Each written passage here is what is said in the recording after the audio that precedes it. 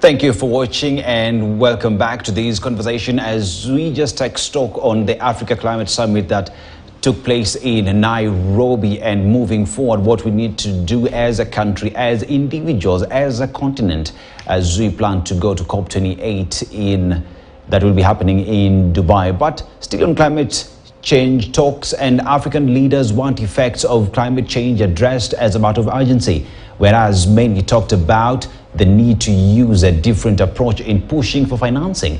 Concern is being raised over continued displacement as they search for food and water for people and animals. Take a look.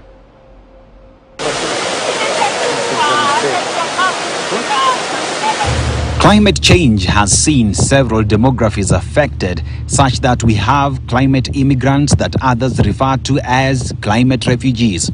From Ethiopia, Eritrea, Somalia, and many other countries, many continue to move to survive, a factor that is expected to continue if climate change is not addressed.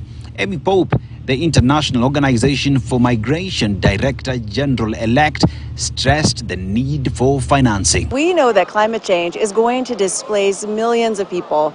Already just this year, 7.5 million people have been displaced in sub-Saharan Africa alone.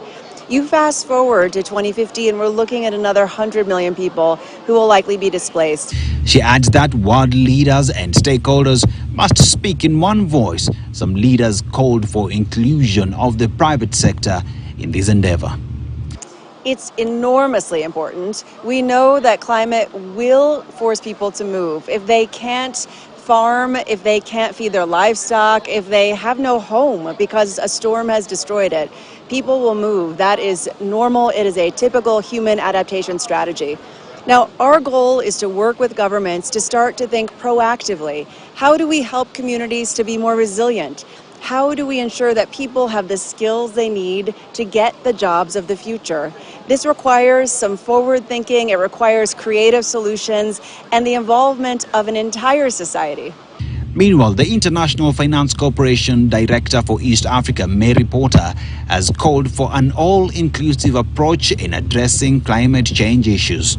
I think, Dennis, first off, already you have a lot of companies, investors right here. I saw them last night at the Kenya International Chamber of Commerce.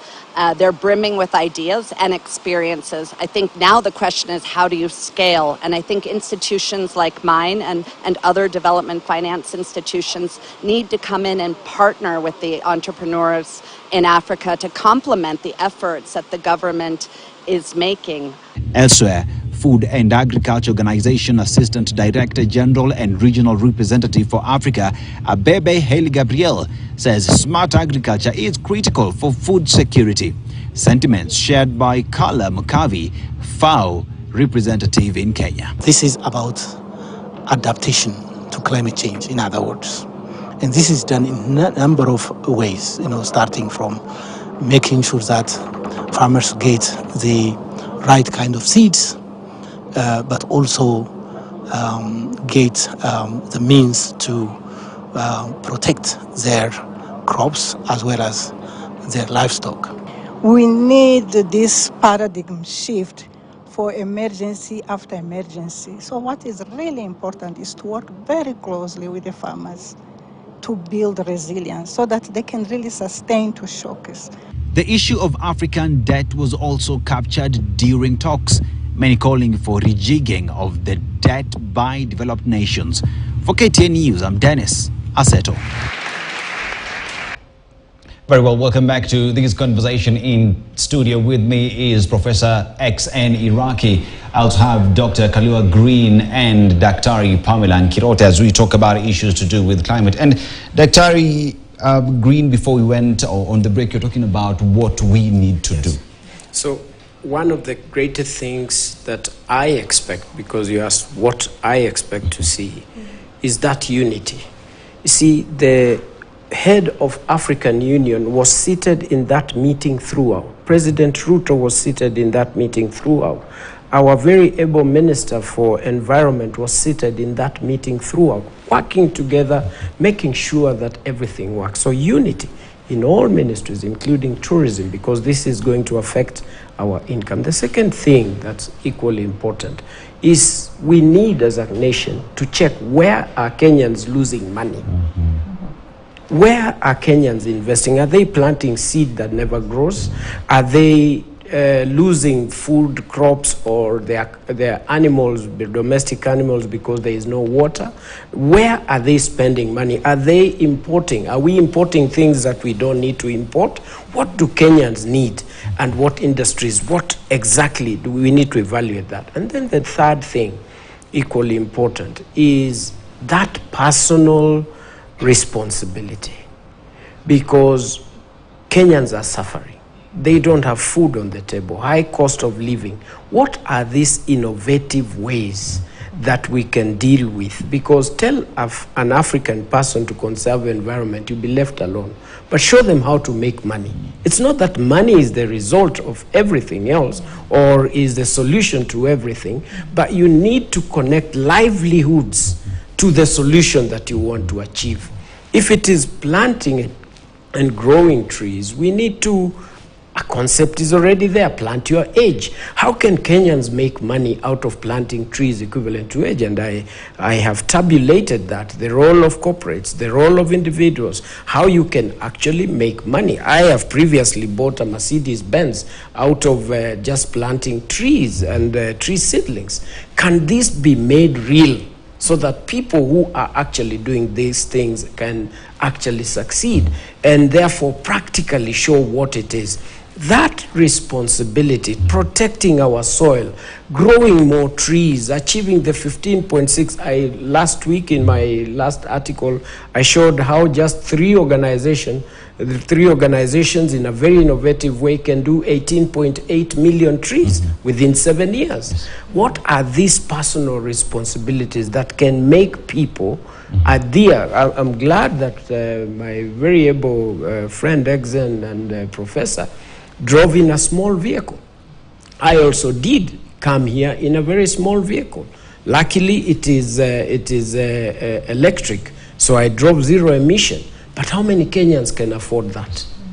And it's not anything that one should brag about. It should be, how can we enable more people to take action? So responsibility goes into three levels. Personal responsibility, where everyone understands how they can move from plan to action. Corporate responsibility, where also government, all 47 governments, El Nino is now coming. What are we doing? Yes. How are we advising people? Because we will start running helter-skelter. When it's too late, spend more money than we should have spent, losing lives that we should not have lost. Yet this is the time that we need to speak. And then the international responsibility. The 23 billion US dollars that was out there and said that it has been given, how real is it? It could be just a story, like it has been 100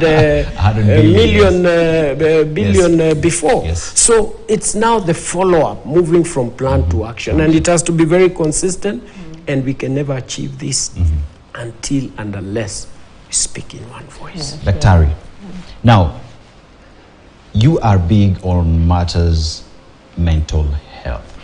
Now, as El Nino is coming, are we prepared for that? As women and girls keep on walking farther distance to get water, what are governments doing to correct that? As societies keep on losing their source of livelihoods, talk about their animals, their plants and all this. Dr. is talking about education on what seeds to use, how are they planting, all these things. When you have patients and it is all about climate action, what do you tell them? And let's scale it further. What is your advice to the government that is there? Great. Climate change is here with us. Moving from planning to action is very, very important, but we have to be inclusive. We need inclusivity. We need everybody at the table doing what they ought to do. Communities have to be involved. The women and the girls, the rural communities that are affected a lot by climate change, by the disasters, need to be at the decision table. We also need to be able to appreciate the fact that communities have their ways of coping. Can we be able to strengthen that so that we can create resilience? Do our communities make sense of this climate change, or we are just talking about it at the policy level? Yes. What does my grandmother at the Meru County make of climate change? Does she understand what climate change is? When we talk about planting trees, maybe you find that maybe the chief or whoever has mobilized a tree planting activity, but there is a member of the community who doesn't understand why are we planting trees. So after you have finished planting trees, they may not even take care of it to grow, or somebody may actually uproot it to construct a house, isn't it? So the meaning that communities are making to this climate change, very, very important. When we come to mental health in Africa, first of all, is not understood. Many don't understand what it is all about. When we talk about health, we are dealing with physical health, but the mental health of our communities is affected by the climate disasters. When we lose livestock, when we lose our livelihood, when we lose life, it renders our people hopeless. People lose their self-esteem. Look at a Maasai man, probably, with 100 head of cattle who have died because of a drought. The Maasai person derives their self-esteem as a man from owning those cattle. What does that mean to him? He feels useless. He feels worthless. Conflict at family level have come to be because of climate change. So what do I want probably government to put in place? As we respond to climate disasters, the mental health aspect of our populations must be captured. Always response is, we respond to the health element, but the physical element of the health. The people affected are affected also mentally. The responders are also affected. We need to be able to factor the mental health aspect. In fact, if we can have a framework that integrates mental health interventions into the climate response, then policies won't be drawn from that framework. Probably, if we have a regional framework that speaks to the mental health in climate situations, then that will be able to trickle down to the lower levels, the sub-regional levels, and therefore at the lower level people can be able to understand. Can we also have professionals being involved? In Africa, we are deficient of psychologists, we are deficient of psychiatrists. We need to have a critical mass of those professionals that can be able to help understand, that can be able to help us prevent. Prevention is always better than cure. Yes. So if we can have a lot of awareness at the community level, so that then prevention happens, well and good. Early diagnosis is very, very important. Before people develop severe mental health, we need to be able to diagnose the risk factors, be able to see the symptoms and the signs, and intervene early enough. So professionalizing is very, very important for government. All right, now I'll just take closing remarks. I'll start with you, Daktari, Professor. When it comes to issues with carbon credits, how do we take advantage of conversation around climate change to be able to benefit from that? Daktari Green, as we move forward, what must we demand as a people so that it is not us being lectured on what we need to do, but us demanding that we see change? Then finally, Daktari, how do we tie all this together so that if we see issues to do with climate change, we know that there is health concern and we need to act immediately? So that's a very, very pointed question, but I'll react to it. But let me make a few comments before I go to carbon credit, which is the heart of the matter. One of the issues we have not addressed is financing climatic change, which I think we should have addressed. Who should pay for it? My opinion is developed countries should pay for it because they have benefited more from burning fossil and carbon and those carbon the fossil fuels. And then even at the individual and corporate level, I think the people who are affluent should also pay for this climatic change. One of the things I've noted very interesting is when I was growing up in the countryside, there was no dustbin in my village. But nobody owned a dustbin because all the waste were recycled. But if you come to the city now, you have a dustbin. And I always wonder why we cannot get drinking water from Nairobi River. It's a river like any other. So the people who pollute should always pay for it. And that is where carbon credit comes. That if you pollute more, you pay more. Pay more, yes. If you're able to stop pollution, if you're able to stop climatic change, we should reward you, we should give you incentives. So, and that's what Dr. is saying. If we could show people that by planting trees you make money, you don't even tell them, they'll plant money. Yes. So they plant trees. So I want us to focus more on incentives. Whether you are poor, whether you're rich, what incentives can you give? Can we give you? So I expect at the end of this climatic meeting to have a vibrant carbon credit market, so that from the comfort of my computer in my room, I can go to buy and sell credits and make some money. Let's also not forget that we need to remember that climatic change has political implications. If you look at what is happening in Sahel today, in those coups in Niger and so on, there's an element of climatic change. So that's why the government must always be aware that if we don't take care of this climatic change, there are political consequences. Finally, and let me support my sister here. She says that when we think of climatic change, when we think of stopping emissions and so on, we must not forget our indigenous knowledge. Because long before we became westernized, we had indigenous systems and they worked. Yes. And we need to take care of that. In 30 seconds, kindly, then you count you. Time, yes. You have done a good job as a media house and media in Kenya. I must thank you. I want to thank the institutions like PACJA, Green Africa Foundation, the Kenya Climate Change Working Group. We do not lack negotiators to work and negotiate what is best for our country. We need, as a country, to tell each other the truth. The truth is. We need to call out people who are messing up.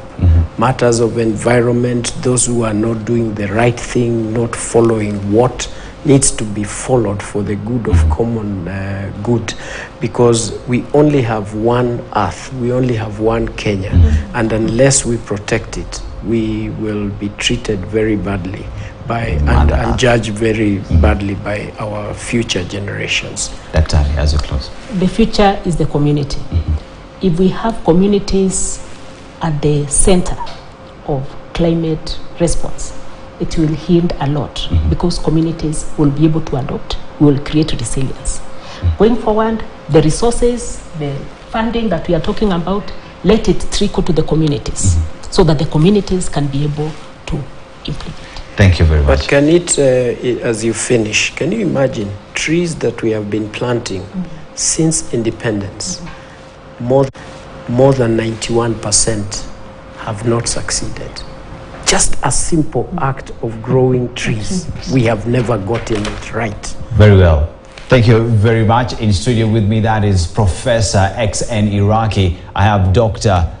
Kalua Green and Daktari Pamela Nkirota as we talk about what we need to do and must do as a people to be able to save this world. This conversation definitely continues. Planet Action is coming back and this conversation will be coming back. My name is Dennis Aseto. Many thanks for keeping us company. Enjoy the rest of your viewing. Good night. We've been running 20 years.